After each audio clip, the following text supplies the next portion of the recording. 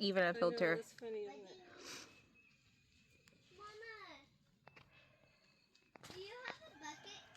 What I want to talk about is I want to talk about ranunculus. Everybody loves them. They say they're finicky. Here in Oklahoma, it is pretty warm, so it can be a bit tricky to grow them because they are a cool weather flower. So I start them in November. You have to order. I order from Ball, and I order in bulk. The only thing is that like this last year, 500 of the corms I ordered were not available, so I ended up with only 1,000, but 1,000 was a lot. They were very prolific for me this year. I was cutting from 1,000 plants, I was cutting nearly 300 ranunculus a day, which is a lot. So let's get into it. When you get the corms in, you're going to soak the corms for 2 to 3 hours in a bucket of water and let them hydrate and expand. I then directly plant them into mushroom compost. So we make all of our beds with anywhere from 4 to 6 inches of mushroom compost on top, and I directly put the ranunculus in. I actually use netting, which I'll add a little clip of. I use netting to space them out, and then I water them in, cover them up, and then water. So if it gets hot here in Oklahoma, so if it's 80 degrees or probably about 75 degrees or hotter, I water them every day. If it's cooler than that, once a week is sufficient. You don't want to rot them out. They will rot if you overwater them. So they sprout out. If it gets under 28 degrees, I cover them with frost cloth, even though they're in my high tunnel. They get covered with frost cloth, sometimes even double frost cloth, as well as the tunnel if it's going to be super, super cold.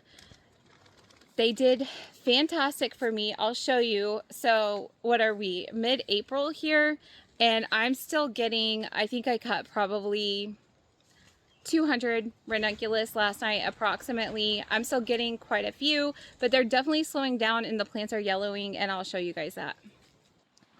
So here's my row, and then I'll show you where it has, you guys see the yellowing.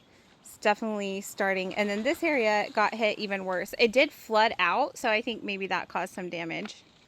Harvesting is another thing that people talk about a lot with ranunculus, when to harvest. And I'll show you guys the stage that has held the best in the cooler for me. Here's a prime example. There she is. So if you take her and you squeeze her, she's soft. It's like a mushroom or marshmallow consistency. And that will hold in the cooler for quite a while for me. We did just cut, let me find one that's like blown open. Oh, look at her. She's opened since this morning. Pretty.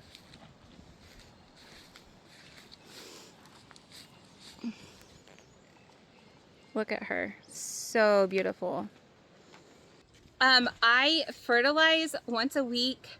I spray with Fertilome also once a week. I mix it up in a backpack sprayer, and that's what I use. Works perfectly. And I think that's about it. I do net them. Here, you plants have died. I do net them at about, what, 10, 11 inches.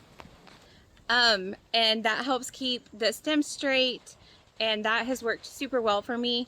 Also, I was going to show you guys really quickly what we use to hold our frost cloth and our shade cloth up.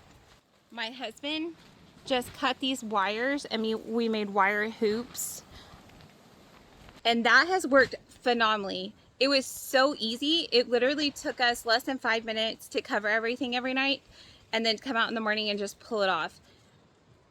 I only hooked the ends in, so I wasn't like going through and clipping each one, just the ends, and it worked so, so well. So I hope this helps. Happy farming.